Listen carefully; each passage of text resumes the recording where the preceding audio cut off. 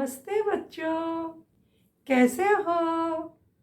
आज मैं कहानी के पिटारे से एक बहुत सुंदर जानकारी लेकर आई हूँ तुम लोगों के लिए। अब देखो, जैसे अंग्रेजी कैलेंडर है वैसे ही हमारा हिंदू कैलेंडर भी है जो गुड़ी पाड़वा से शुरू होता है और इसके भी 12 महीने हैं, चैत्र से लेके फाल्गुन तक। अब इसके 12 महीने में जो डेट होती है ना, जो हम उसको तारीख बोलते हैं, इसे हम तिथि बोलते हैं। अब तिथि जो होती है ना, वो भी 1 2 ऐसे ही कहलाती है।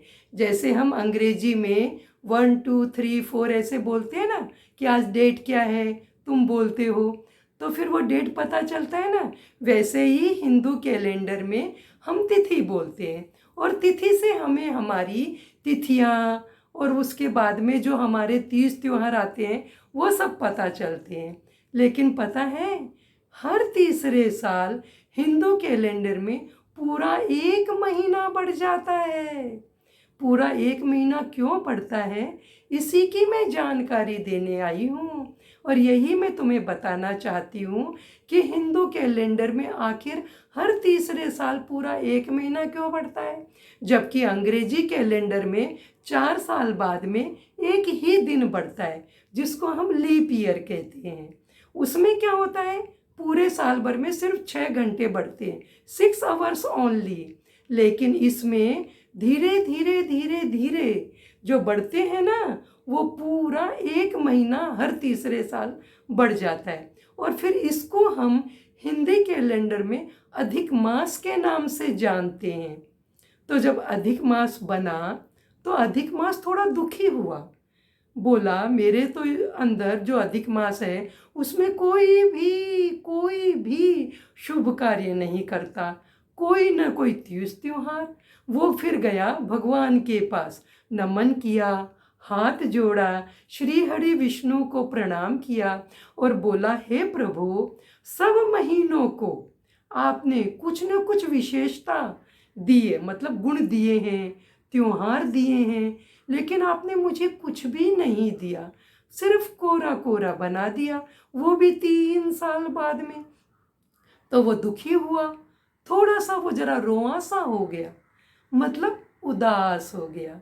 तो फिर भगवान बोले, कोई बात नहीं, तुम उदास मत हो, बाकी त्योहारों को जो मैंने गुण दिए हैं, विशेषताएं दी है, जैसे चैत्र में देखो गुड़ी पाड़वा आता है और उसके बाद रामनवमी। गुड़ी पाड़वा से हमारा विक्रम संवत शुरू होता है, जो अभी इस साल 2077 मतलब 2077 चल रहा है, तो उस दिन से शुरू होता है। फिर वैशाख में आता है अक्षय तृतीया और बुद्ध पूर्णिमा।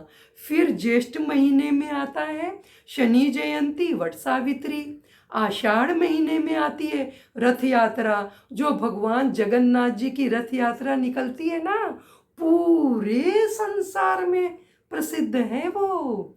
उसके बाद में आता है श्रावण महीना, एक तरफ बरसात और एक तरफ ये भगवान शिव और पार्वती को संपूर्ण समर्पित महीना, जो सब जगह लोग कांवड़ यात्रा निकालते हैं और बम बम भोले की आवाज करते हैं, शिव की आराधना करते हैं। फिर आता है भाद्रपद मास। भाद्रपद मास में पहले आती है जन्माष्टमी और बाद में आते हैं हमारे गणपति बप्पा, उनका जन्मोत्सव।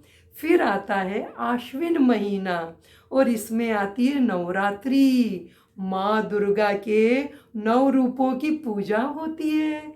आता है दशहरा, उस दिन रावण का वध होता है और हमको बताता है कि बुराई पे अच्छाई की विजय होती है। उसके बाद में आता है कार्तिक महीना, मतलब दिवाली का त्योहार, जगमग जगमग लाइटिंग, रोशनी और दियों का त्योहार, मिठाइयों का त्योहार, नए नए कपड़ों का त्योहार, और उस दिन होती है गणेश जी महालक्ष्मी जी की पूजा।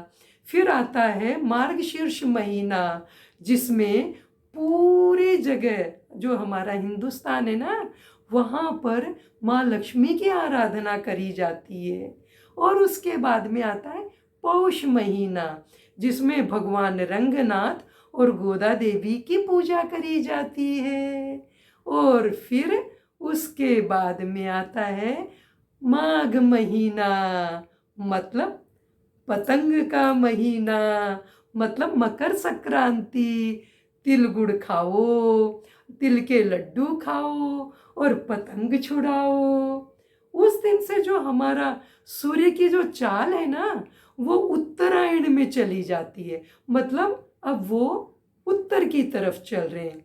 अभी तक वो 6 महीने के बाद में जब दक्षिण में आते हैं, फिर वापस से दक्षिण से उत्तर की तरफ उनका चलायमान होता है, मतलब वो उत्तर की तरफ गतिमान होते हैं, इसलिए उसे उत्तरायण भी कहते हैं।